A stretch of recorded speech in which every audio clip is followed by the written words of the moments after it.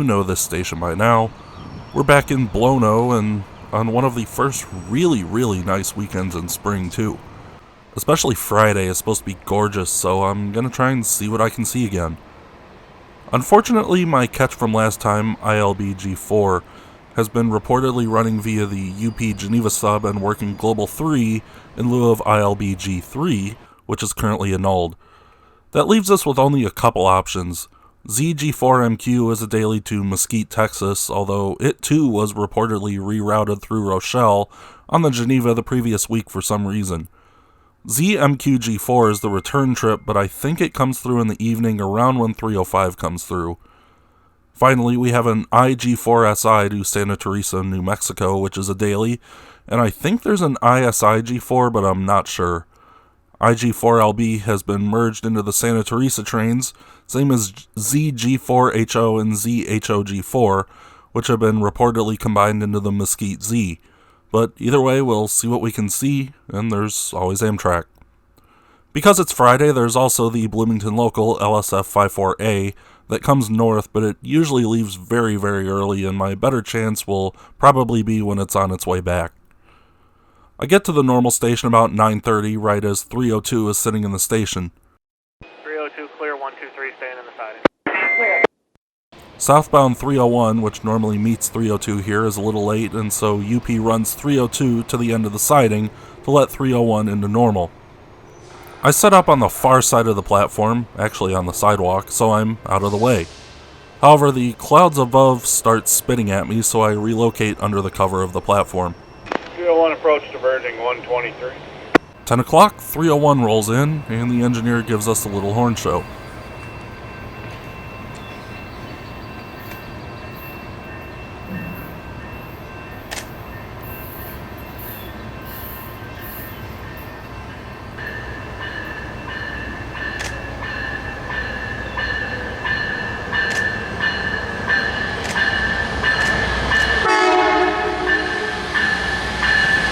Anytime, 301.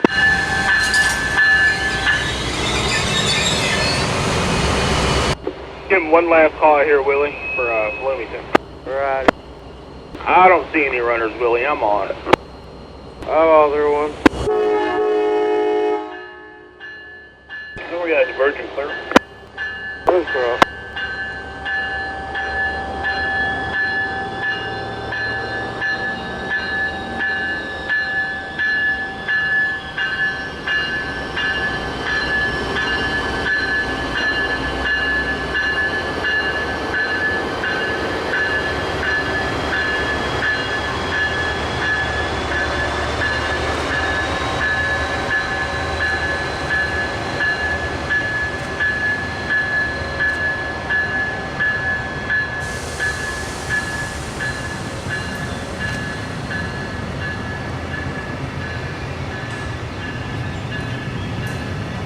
All the signals go dark, and the wait begins. I know the northbound Texas Eagle is on time and down near Lincoln, and southbound Lincoln Service / Missouri River Runner 319 is on the way too. At 10:45, the approach lit X124 lights up for the Texas Eagle, 22 diversion, 124. and at 10:53, here it comes.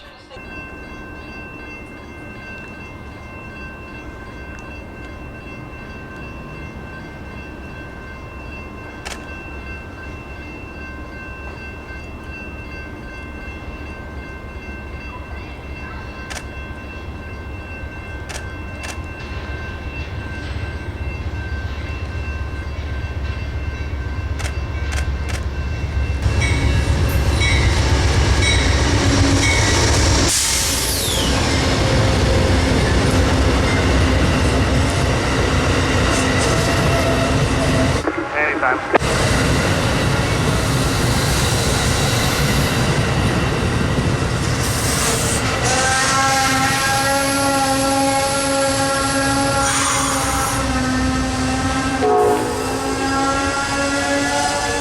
'22 will meet 319 up near Pontiac. Amtrak 22. Okay, depart Bloomington, over. 22, diversion clear, 123. Roger.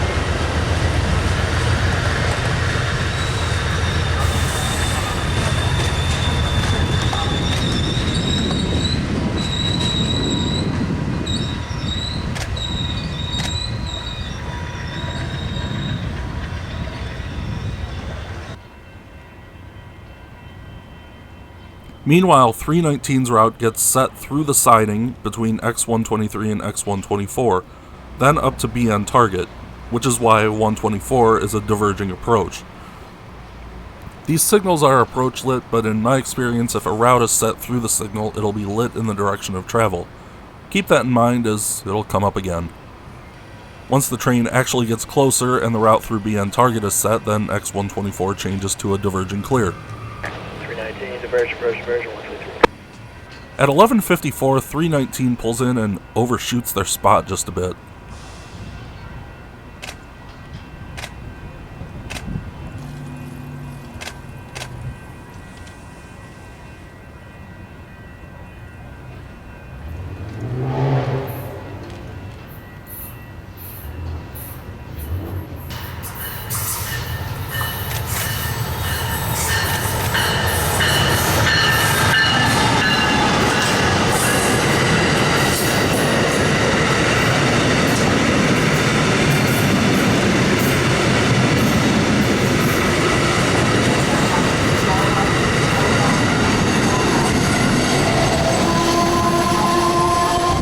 The Broadway Avenue crossing ends up blocked, which creates this fun scenario when people start climbing through the baggage cars, and I actually found out why this train has baggage cars.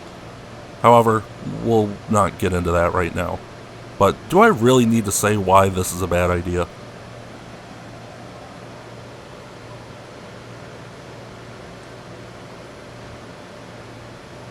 We're clear, Rosa.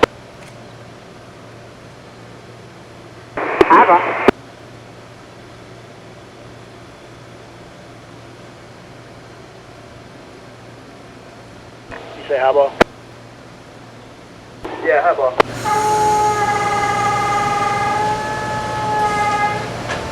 Here we go, diverge clear. Diverge clear. This girl very nearly got taken to Lincoln in the baggage car. Had the engineer heard highball when it was first called, it would have started rolling with her climbing across, all because she couldn't wait a few minutes to cross.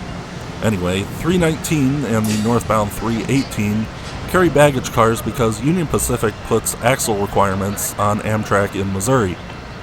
This is why the combined Illinois-Missouri trains have these cars and the Illinois trains don't. They're not really serving any purpose other than be axles. It's now about noon. There isn't another Amtrak until hours later. I really have no way of knowing where anything is in either direction because the majority of the line has been converted from ATCS over the air to fiber. There are only 3 control points still on the air with server coverage, and they're all down near Springfield. Basically, I'm completely blind out here. At 12:09, all the signals go dark, and I'm giving it an hour, and if I see no signs of anything coming, then I'm calling it a day. Meanwhile, I take a little time to capture the old Amtrak station. From its creation in 1971 to 1990, Amtrak trains use the Union Depot in Bloomington, located right at BN Target.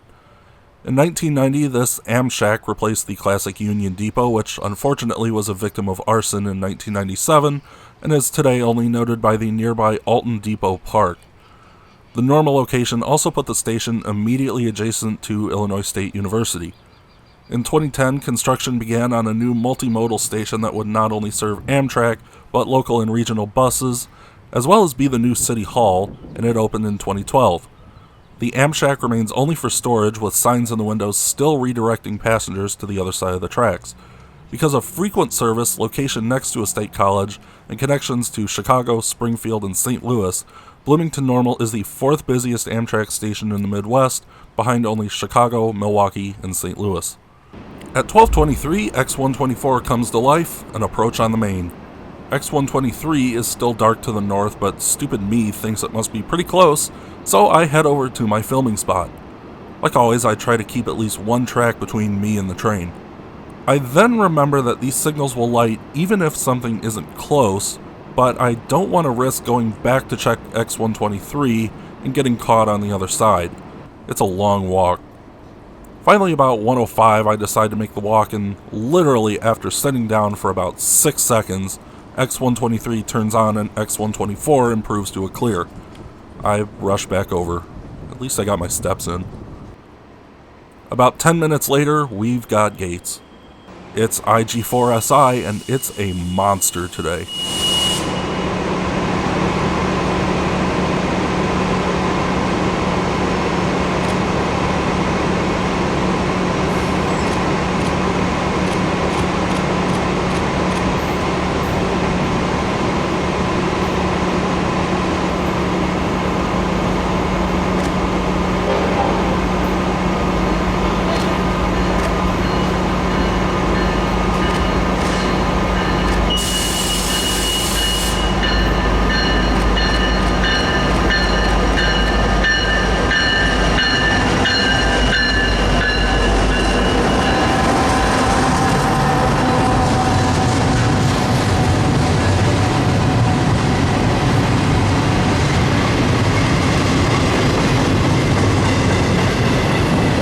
The first half of this train is entirely 40-foot international containers and I believe are destined for Long Beach's ISILB.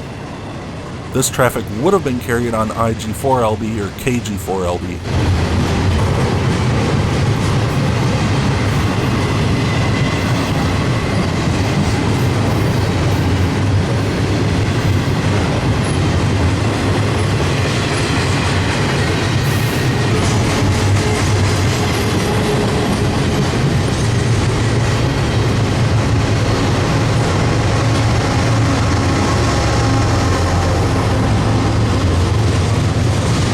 The second half of the train is a mix of 53-foot domestic containers and 40-foot internationals, I think being cut off in Santa Teresa. This train also runs as IG4SIB and makes pickups on the way, but I'm not sure if it was the regular B version.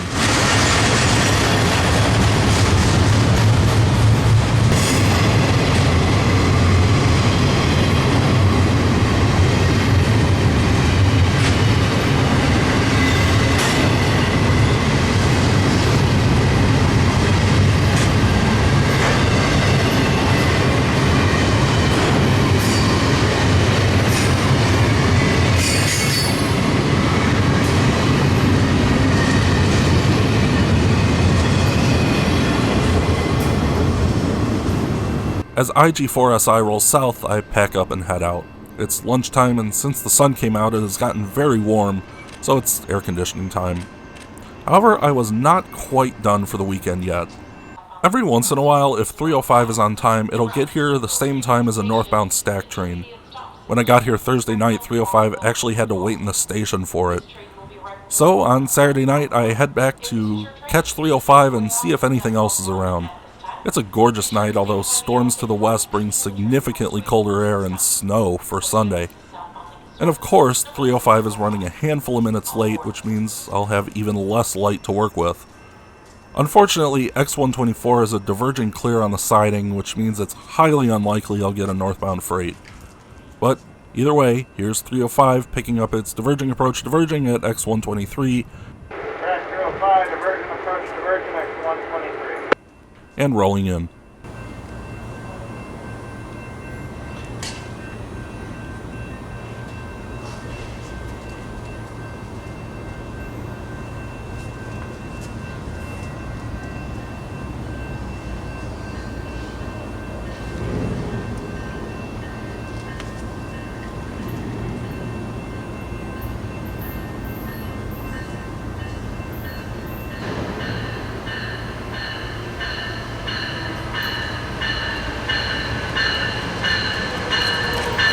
Get one more. Alright, cool, that should be good.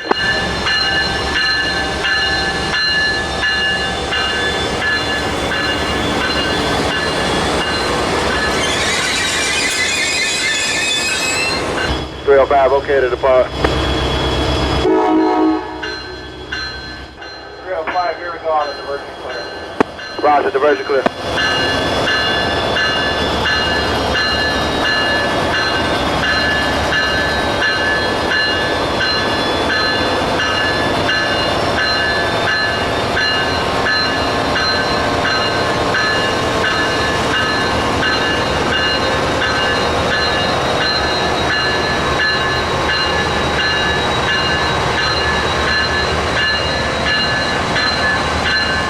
And And with that, another trip to Bloomington is in the books. Word is that UP isn't happy with the trackage rights fees BNSF charges them between Joliet and Kansas City, and would like to find another route, but running these trains through St. Louis would potentially open them up to delays. This isn't a big deal for a not quite as time-sensitive I or K train, but not for a Z. Back in 2019, UP filed with the STB to acquire trackage rights over the NS between Springfield and Kansas City, stating the two had an agreement, which actually makes a lot of sense, but I can find no decision on it, and UP Z trains still use the BNSF today, so who knows. Hopefully this line sees more freight in the future, as it's one of my favorites, but we'll see what happens. You can follow me on Instagram and read the blog. Links are in the video description below. Until next time, I'm Tyler, and thank you for watching the Northeastern Illinois Railfan YouTube channel.